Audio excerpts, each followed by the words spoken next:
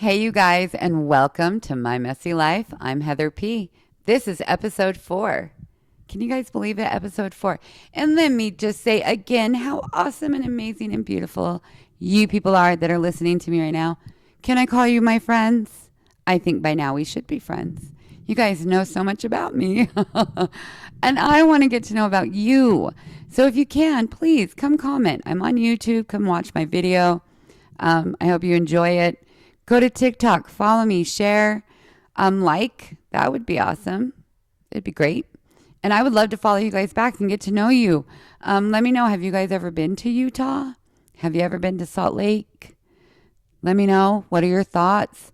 I know we're in a bubble, a big bubble. And I don't like to talk about politics because I believe that a lot of people, when you get on politics or sex or certain things, people don't like.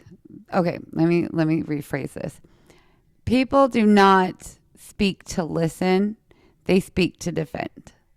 Or they, yes, that's what I mean. And it always turns into a debate when it should just be a conversation. Like, I totally respect your religion. I've gone to the point when I was younger, I didn't know if I wanted to be Catholic. And I kind of felt like Catholic was like jammed down my throat through school. So I wanted to explore other religions, other theories, just everything. I wanted to find myself. Of course, that's what you do. And I learned a lot, and I have so much respect for religions. I did come back to being Catholic for a few reasons. One, it's something that my grandpa and I shared. And that was a really big thing for me. On Sundays, I'd go to church with my grandpa. We'd go to 7 o'clock mass. It meant the world to me.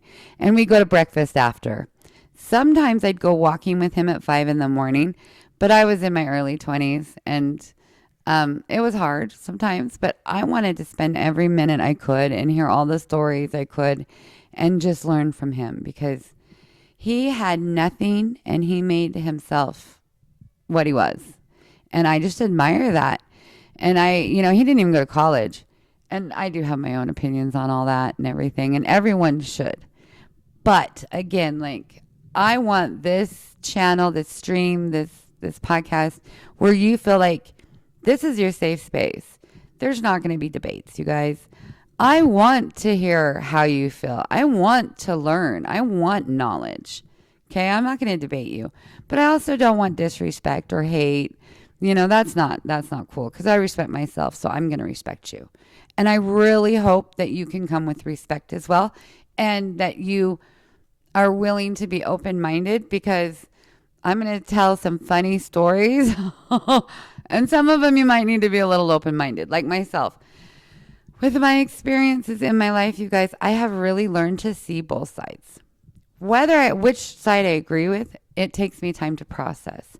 But it's like writing my pros and cons in my problem. I really, lately, the last few years, and like I said, I was an angry kid. And the last few years, though, I've been really trying to not react on emotion. But that is hard, you guys. Oh my gosh. I don't know about you, but this is difficult. I'm trying to like better myself in ways, but I'm also trying to do my bucket list at the same time. It's a lot. But I've noticed in the last, every day I notice something in myself where I'm like, oh, that's a trigger. And, maybe, I got to see where this comes from. And let's try to heal this. Like, I used to never be like that. Before I was like, oh, who cares? Because I have PTSD. I mean, I think everybody does, right? Like, you had a monster under your bed. You're scared of the dark. You have PTSD. That is seriously real. And I hate it when people go, it's just, I shouldn't say hate because I don't like that word. I dislike. It makes me sad when I see people try to compare things like, well, I'm sicker than you, or I have it way worse than you, or, you think you've got it bad. I'm not trying to compare. I'm just telling you especially when someone asks you, like, how are you doing? Or be honest. If you don't want to know, maybe you shouldn't ask. And I know those are pleasantries, but maybe try it a different way. Maybe like, hi, good to see you. Hope's all well. You look great. Boom. Boom. You didn't ask a question. You gave phrases and they were positive. Usually the person comes back with, oh my gosh, thank you. You look great too. How are you? You know, if you don't want to know something, there's other ways to ask it and be respectful. Just saying. Anyway, let's get on to my last episode 3, just me. I really want to get to know you guys, and I hope you guys consider me a friend by now, because I consider you guys my friend, especially with all my fun stories. But and I've been saying a lot, you guys. I'm going to try not to do that. So in episode 3, there we go. I spoke a lot about my childhood, and I want you guys to know that my childhood was yin and yang, and I try to look at the best of everything. I try. I can't always find it, but I try. And I also try to find a lesson in everything. Sometimes I don't know what my lesson is, and sometimes I don't find out what my lesson is until years later.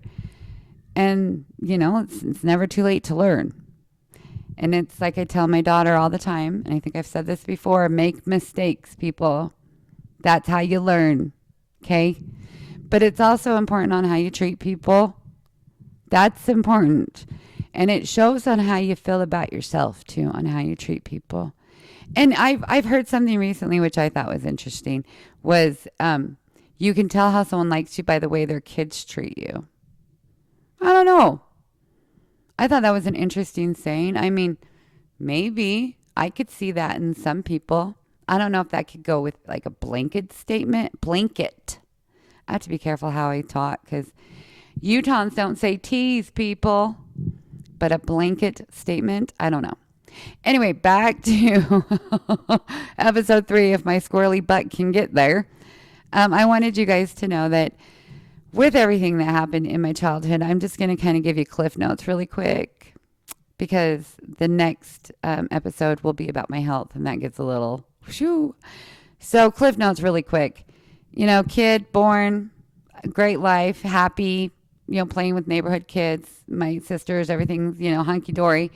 We move, and things just went to crap between parents. And I didn't understand. I didn't know. I thought everything was fine. And then before you know it, there's a lot of physical and verbal, and it's just a mess. And I'm like 6, 7 at this time, and things go to crap. And one day, and it's Christmas, they're gone. My biological dad is gone, and it's Christmas. And I'm like, there's a big fight, and this person is gone.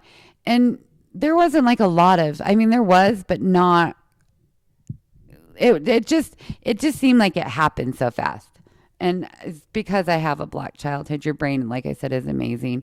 And when trauma happens, sometimes it doesn't remember things because it helps your brain. So you don't go cuckoo-cuckoo, which I'm totally fine with. We don't need to always bring it all back, you guys. Not all the time. There's some therapists that are like, no, we have to. And there's some therapists that are like, no, it's fine. I think it's your personal choice, but whatever. Anyway, squirrel. So with that being said, everything was hunky-dory. He leaves on Christmas. I'm like, wait, what? I'm 6. What happened? And now I'm being taught, okay, so if there's a big fight and you're mad, we leave. That's what we do. And that's what I'm taught. And then, you know, I was even taught that with some friends, even some friends that were jealous would just be like, you know, I'm out of here. And I'm going to try to ruin you. And I honestly was like attracting those people after this. But here nor there, I'm saying that after the divorce and I guess the accident, I don't really think it was the accident, you guys. I think it was more the divorce that got me. And a lot of therapists agree, because back in the 80s, there wasn't anxiety. Like if it was and it was diagnosed, you didn't talk about it. Okay, here's a pill. Go have a cigarette and a drink and chill out. Side note, this is going to get you all. Okay. Can't believe I'm telling you. My mom used to buy me cigarettes at age 12 because I started smoking at age 12 because my mom smoked. My sisters smoked. Everyone smoked. My grandparents smoked. Everyone in the movies smoked. At the coffee shops, McDonald's smoked. It was like that's what you did. I was 12. She was buying me cigarettes. Now you also have to remember my mom had 3 girls that were always yelling at her, putting her down, mad at her, resentful at her. At the time, you guys, I didn't understand. Now I do. But let's get back to being 6. Okay, so they're gone. I'm thinking this is how the life is. She's miserable, depressed for, I remember, a long time. And then she meets someone new. Now she's on cloud 9. They're gone all the time. She's in school. I don't see her much. Remember, I'm Gen X, so don't really need to. Like, it's 10 o'clock, parents. Where's your kid? They actually had that.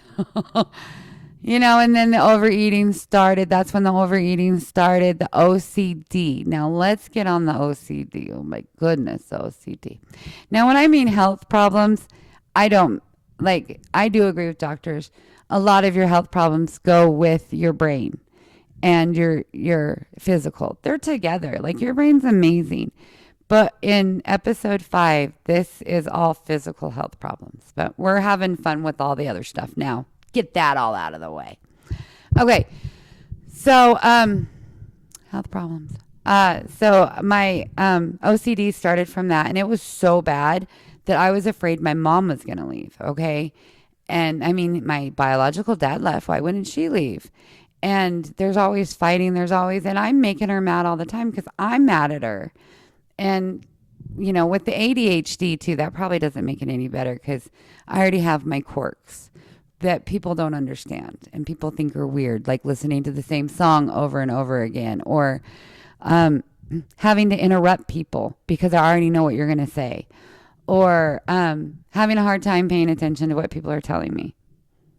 I'm really good with photographic memory, like so good. I'll remember a face. You put one of those, like, where's everything in front of me? I got it. In numbers, I'm actually really great with memorizing numbers, like really, really great with it.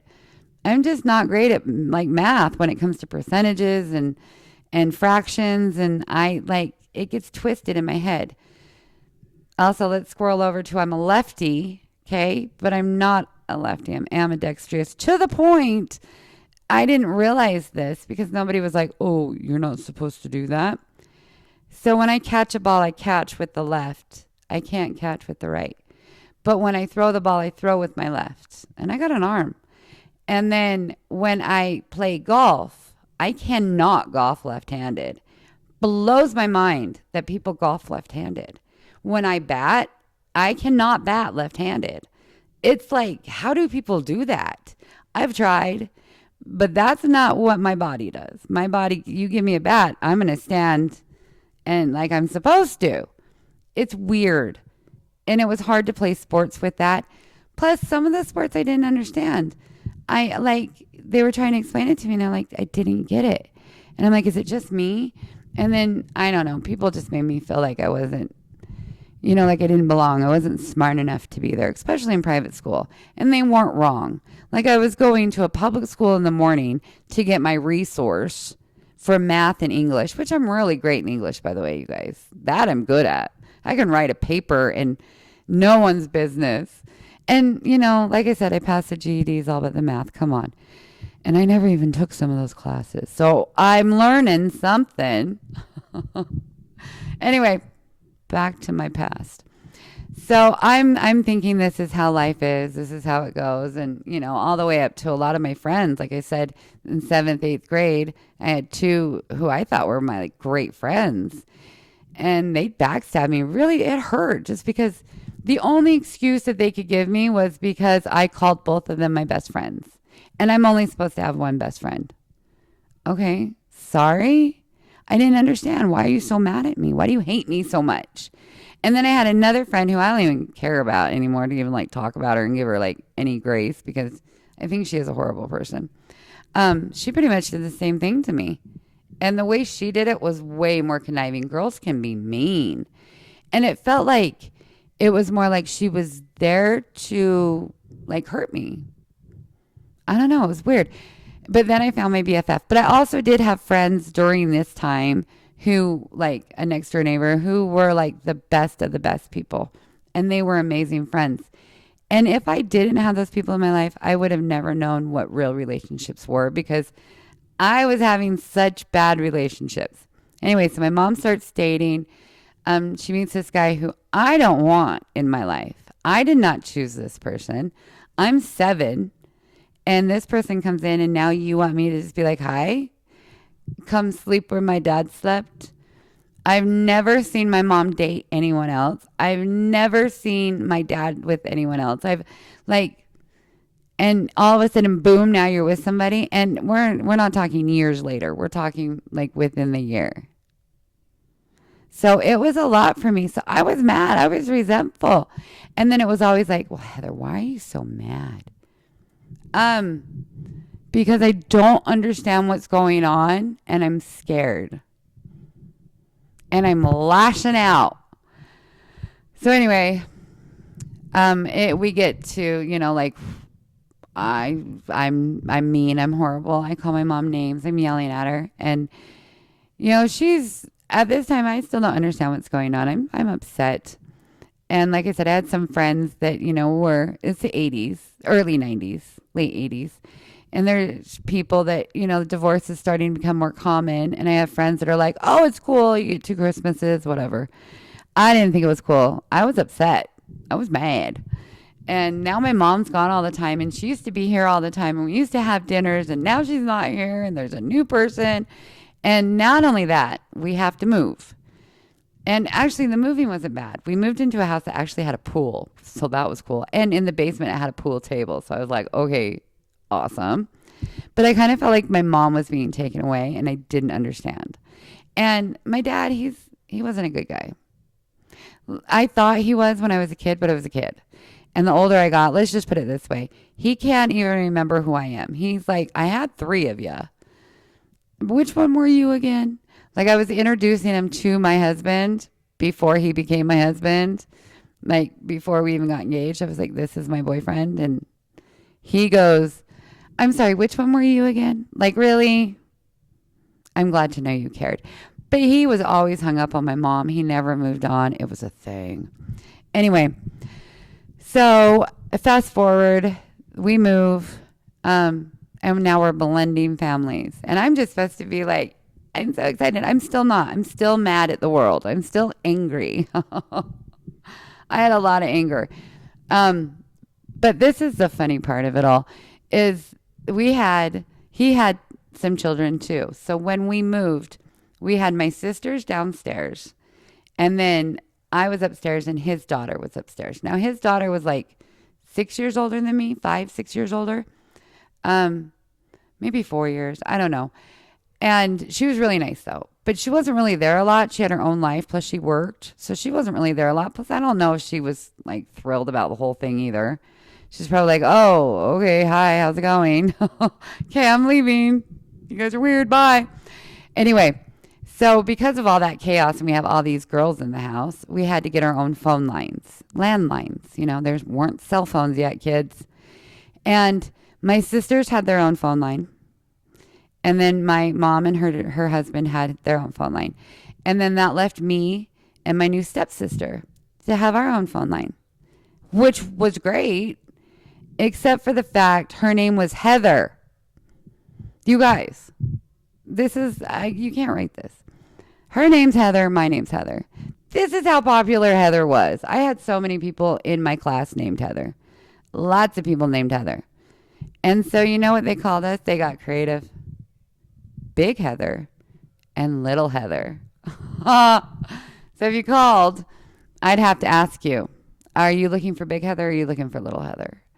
Yeah. And when we're still in the same room, still to this day, yes, they did stay married. My mom passed away, unfortunately, 8 years ago. But if we're still in the same room, we'll still be called Big Heather and Little Heather because, someone calls Heather, we're both responding. That one's kind of fun. But anyway, so yeah, Had that. That. So, yeah. Anyway, another little fun story on that one is when I was 12 and I was still in the car. Did I already say this one? I don't think so. But my sister, who I'm not going to tell the story for her because it's her story, but it has to do with me. So I'm going to tell my part. She's 4 years older and she was doing bad things. And she was taking bad things from my mom's liquor cabinet. And she was trying to fill it up with water to replace it. Well, my mamacita was told by her that it was me.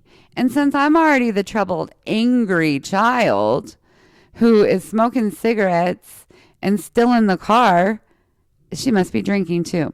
You guys, I wasn't. No, I wasn't. I just want to let you know I was smoking cigarettes and I was still in the car. That's what I was doing. So anyway, she believed her and they put me in like an institution. Hence, again, why I did not finish half a year of school. And I was supposed to only be in there for 30 days.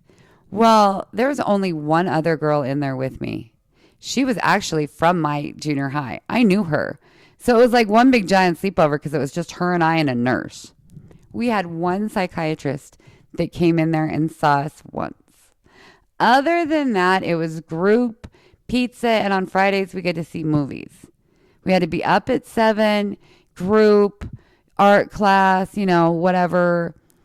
And my mom was like, I'm trying to get you out of here because she signed over her rights. She goes, I'm trying to get you out of here, but we don't have any psychiatrists to look at you and see what's going on. She wanted an outside psychiatrist. So we had to wait for this outside psychiatrist.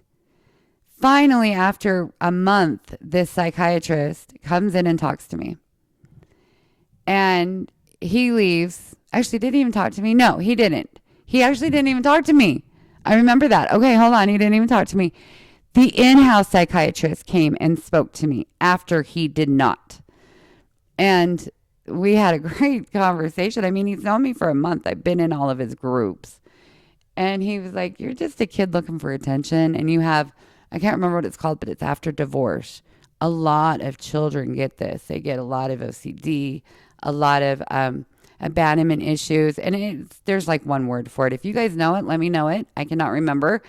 And I was your classic case. I was like, please look at me. I need love. I need attention. And even though I'd get it, it still wasn't like enough. I still didn't feel like I was enough. And yeah, it was. So anyway, I learned that there at that age.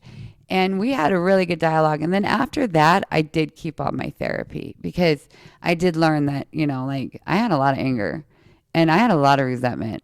And I had anger towards my sisters too for, I'm sure they did with me too, because we used to call each other horrible names. And, we would box a lot. I think my head is pretty numb from all the hair pulling and the hitting, to be honest with you. But, on the flip side, you guys, I had some amazing times too. Some amazing times. And I can remember some amazing trips. But then the older I got, and the more life experiences I had, and then, having a child of my own and, getting older, I realized what my mom did go through and how she actually was feeling.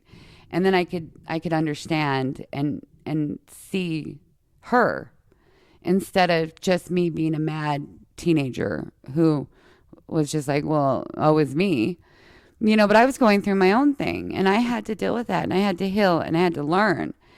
And, so if people are looking to, have a divorce, I am not one of those people that is like, stay for the kids. That's all worse on its own. I've got stories on that from my own. Yes. I would tell you, if it's toxic, get out, but be there for your children and know that they're going to need therapy. Yes, they are being exposed to this as well. You might think, oh, well, we're trying really hard, or, oh, we're really good together and we've had really good talks. That's great, but not all kids are, one, going to tell you the truth, and two, sometimes it takes a little bit of time for them to process. And if you do see something, get them some help, because I tell you that OCD, you guys, it was every day. I had to wash my hair the same way. I had to take a shower at the same time. I had to have the exact same amount of, shampoo, exact same place in my hand. I had to, do it was like all day. Every minute was okay, I have to do this. Yesterday I had this on the left. If it's not on the left, she's going to leave. Like, this was not healthy. Okay. By the age, I'm going to be completely, totally honest with you guys, because that is what this is for. At the age 15, I had my first joint. And I freaked me out. I didn't know where I was. I didn't know what I was doing. I was like repeating myself. It freaked me out. I again had some later. And as I slowly started having more and more, the OCD went away. Completely went away. I no longer was worried the world was going to end. I was no longer worried that my mom was not going to call me when she was in wherever the hell she was traveling, New Orleans, Florida. I don't know where she is. I mean, I used to have to, she'd go on a lot of trips with her new friend before they got married, a lot of trips. Plus she was in school. And I was going to school during the day, and either she was at school or work at night, or she was gone. So, I mean, I was like, she's leaving. Once I got that in me, I stopped. Like, it felt like a weight was lifted off of me. Did I become a habitual user in my teenage years? You betcha. Oh, you betcha. I did. It helped me with so many things. I didn't it wasn't forever for always, but at that time, that was my I never thought that life could be normal for me. And it was. They put me on Ritalin when I was younger. That just made me feel like a zombie. It was supposed to help me focus. It's not that I can't focus.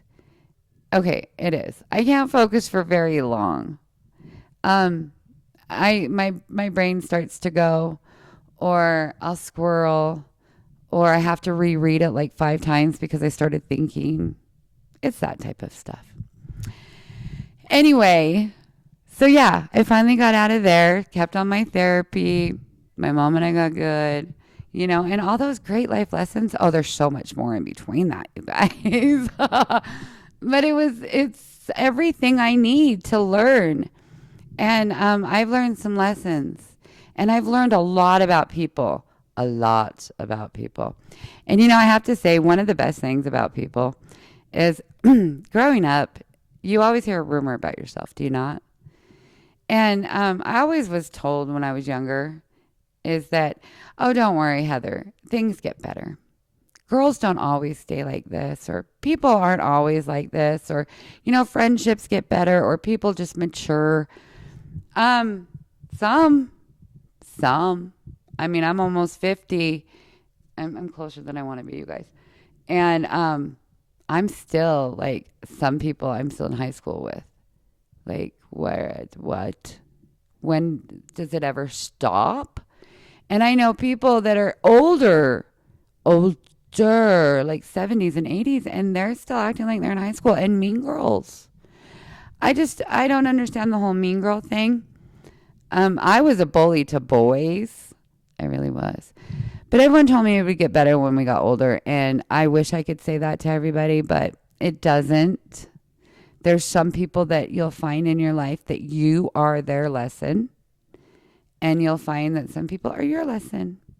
And hopefully sometimes you learn from it, and other times you just keep learning until you get it. And there's some things that I swear I'm like, I thought I understood that, but it just keeps coming. And I'm like, does it ever stop? Anyone? Does it? Where did I go wrong? What did I miss? Universe, help me.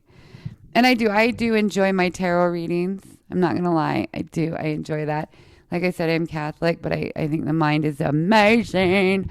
And I do think some of those people on Instagram and TikTok, They have a gift. Like Teresa Caputo, is that her name? She's got a gift. And Tyler, he amazing, got a gift. So why doesn't these people have gifts? And why? I mean, why not?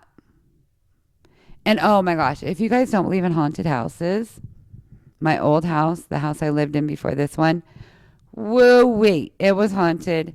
My husband didn't believe in ghosts until that house. My daughter was like, she was brought up until she was 7 in that house, from birth to 7. And she has her own stories of ghosts. It was a creepy, crazy place. And it was a lot. So the people that lived there before me, had the opportunity to purchase some of the wood from the ships of the Holocaust. And they were Jewish. And they were extremely excited to have this wood from the Holocaust. To each their own. Okay? I'm not judging. I don't know. They sold their house to me and they told me all about it. This is why I know it. Anyway, they took that wood that they got and they created this beautiful floor in their master bedroom. The master bedroom was also downstairs of the house, in the basement downstairs. I don't know if everyone listening to this has basements, but Utah, we have basements, okay? And that reminds me of my Utah thing. Let's hope I remember it. So anyway, it was in the basement. Beautiful, beautiful floor. The pattern they made out of it was gorgeous. But this floor was from the Holocaust boats. And the privilege, but also, there was a lot of emotion with that. And of course, I'm not going to rip it up. So he kept it. But a lot of people would say, like, do you think it's from the floor? I don't know. All I know is there is a lot of souls in that house, and it was a lot. It was scary, and a lot of things happened. And I used to I don't really believe in ghosts. No, I do. Oh, I do. Yeah, totally. What are your guys' experiences with ghosts? Do you have any?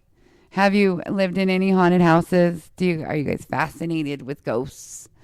I'm curious. Let me know.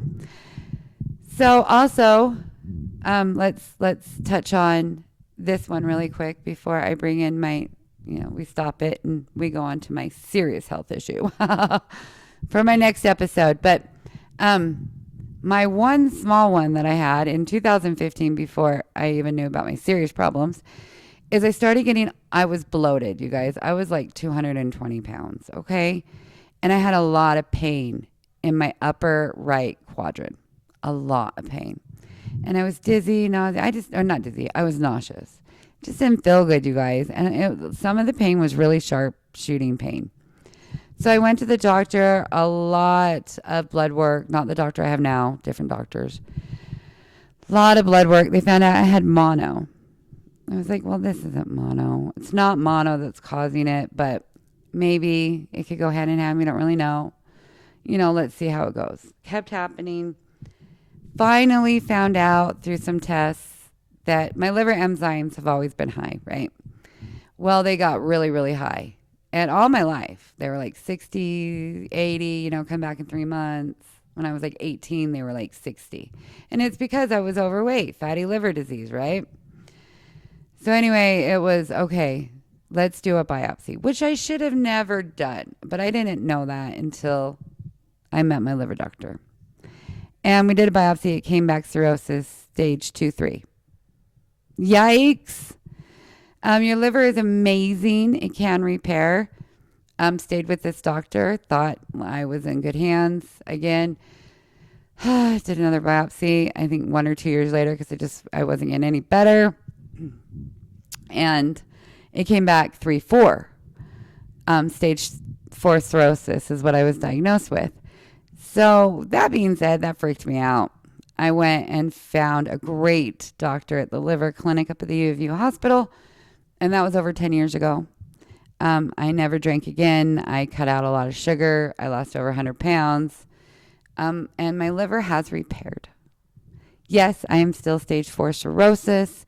Yes, I am still monitored every 6 months for cancer of the liver. Yes, I'm still monitored for any varicose veins in my throat. And I have some amazing doctors watching me now. And I will never, ever in my life do another biopsy on my liver. I can still feel where I did that. But yes, I do have that. What I'm not concerned about, even though the liver is a finicky little shit, we always joke about this, my doctors and I. The other issue that I have will kill me way before the liver. Not worried about that one. But I am thankful that my liver can regenerate, you guys. Like, amazing. Your liver is finicky. Yes. Amazing. Yes. Both of those things can be true at the same time. It can regenerate. I mean, the things it does is amazing. But I do want to say this before I go, because this is one thing I did learn. And I like to tell people this because I think it's important. I'd want to know. So after going to the liver doctor, experiencing everything, I have fatty liver disease, but I also have alcohol-related cirrhosis.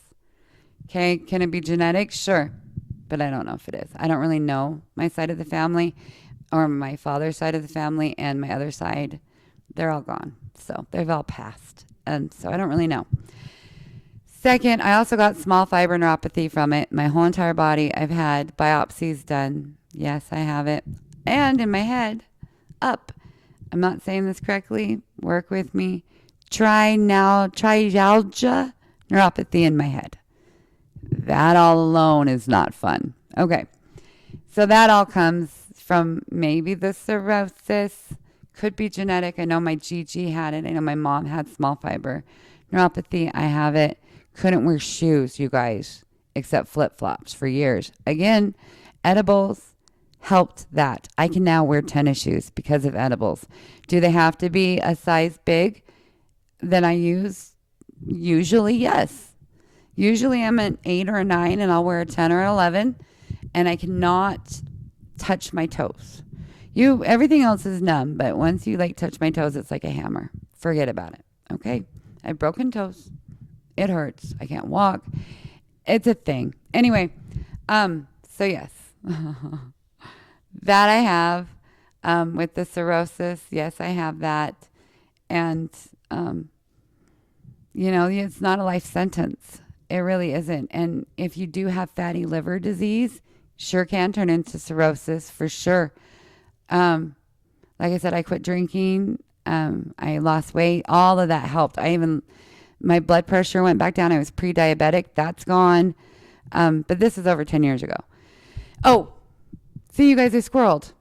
Back to it. What I wanted to tell you is when I went there, besides the alcohol and the sugar, which is really bad for your liver, sugar, that's what I look at when I eat things. I look at how much sugar is in it, not calories, sugar. Because sugar is not good for your liver. The more your liver has to work, and if you have problems with your liver, the harder it has to work. And you don't want to overwork your liver. You want to let it chill so it can regenerate. The less it has to, don't eat one big huge meal. Eat small snacks. Let your liver chill. Anyway, I know I'm going to get to it, you guys. I swear, this is going to be my longest podcast yet. But what I wanted to say is the doctor will ask, if you don't drink and you come in, because she says I get a lot of people that come in here, they've never drank a drop of alcohol in their life. And they'll say, how do I have cirrhosis? How do I have stage 4 cirrhosis? How? And she'll say, what vitamins are you taking? You want to know why? Because vitamins don't have to be regulated. Only certain vitamins, if they decide to get it tested, then you'll know what's in it. You don't have to, by law, get your vitamin tested. So if you buy something from out of the country or even, from another state, and it says it has, A, B, C, D, and F in it, it might have G, T, S, and V. And it doesn't say it because it doesn't have to. No, there are some vitamins that do choose to be tested by the UPS, United Service Pharmaceuticals, or is it United Pharmaceutical Services? UPS, yes. UPS, United Pharmaceutical Services. Nature Made is one of them. And if you go to the store, go to Nature Made, look on the bottle, you'll see a little circle and it says UPS stamp. That means that company got their stuff tested to say, yeah, everything I listed on this bottle is what's really in this medicine. Because a lot of people don't know what's in their medicine. It's like a cigarette. You don't know what's in it. You know that there's probably rat poison. You know that there's probably cyanide, but you don't have the list in front of you. But you are banking that this company is putting what's in. Okay, well, lesson number 1, people. Stop trusting everybody, okay? That was my lesson when I was younger. My very first hard lesson, besides everyone leaves, is you can't trust anybody, especially the vitamins.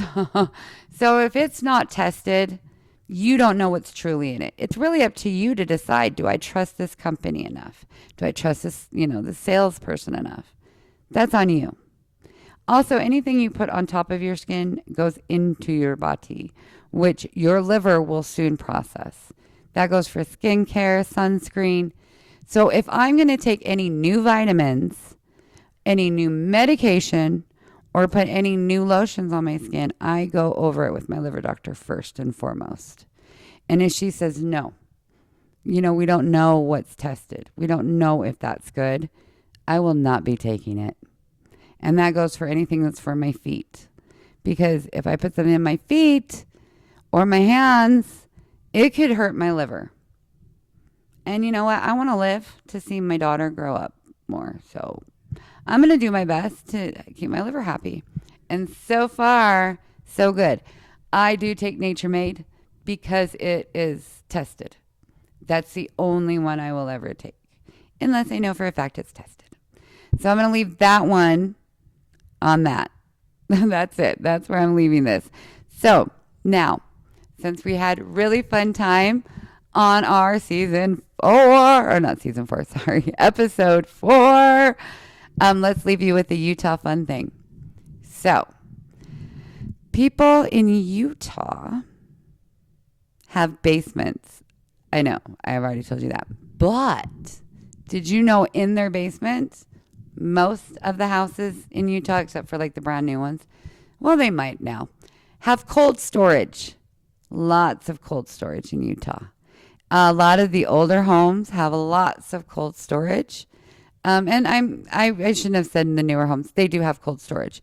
A lot of people, and because of religion, they like to save food in case for, the second coming or the end of the world. A lot of meal prep happens here in Utah. Actually, just the other day at the church down the street, it was a huge meal prep.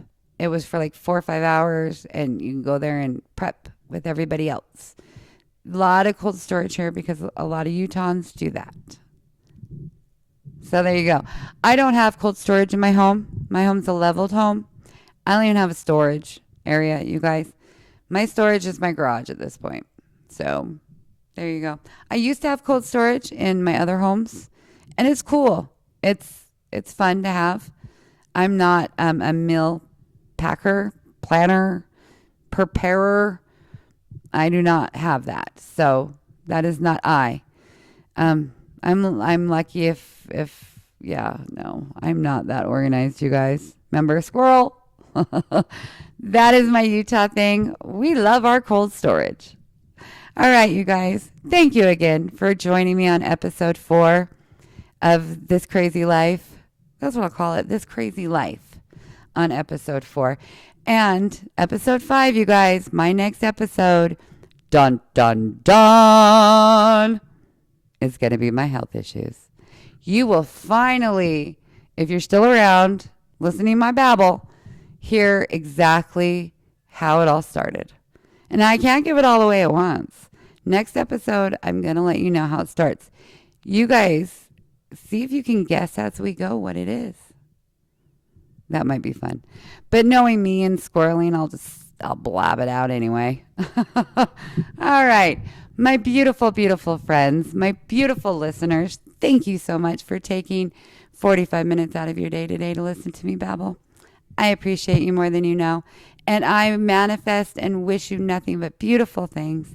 And remember, if anyone tells you otherwise, you just remember what Heather P told you.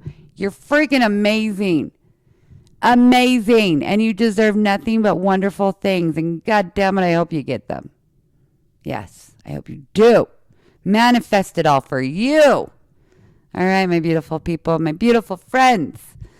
I will see you next time on My Messy Life. I'm Heather P, and I'll see you. Bye.